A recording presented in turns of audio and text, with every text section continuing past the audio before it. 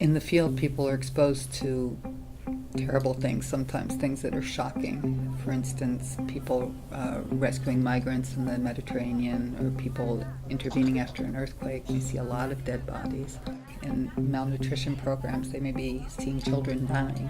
When we're exposed to difficult things like that, it's normal that our heart rate goes up, our breathing gets shallow, but that causes those memories to become kind of more vivid and to stay with us unless we address them.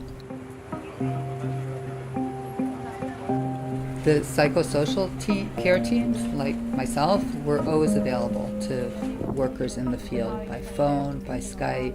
And then if a specific incident happens, like the team is attacked, or if they're doing particularly stressful work, like dealing with rape victims, listening to those stories all day, sometimes we'll send a team of psychologists into the field to do counseling with the local staff and the international staff.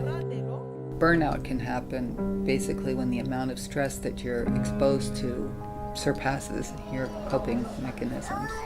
So we try to help people think before they go into the field how they're going to adapt what helps them de-stress to the field circumstances.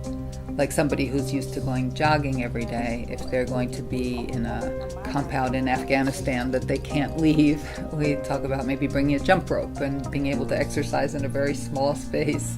Bringing things now with technology, movies, books, you can bring everything just on a tablet, just to think ahead of how they're going to address that in the field. But what we do know is that social connection is one of the most important ways of preventing burnout. So staying connected to the team in the field, but also to the people back home through phone, Skype, email, whatever works.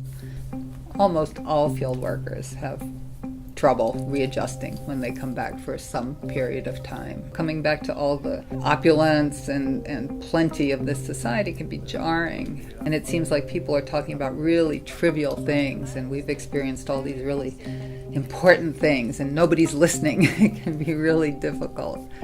We encourage people to stay connected to other field workers when they come home. That can be really helpful. And for couples, it's difficult because the field worker's gone off and had all these experiences. There can be a gulf that builds up. So the more they stay connected while they're in the field, the less that will happen. But everybody knows that it's going to take time. They really need time to reconnect with themselves and the people that are important to them.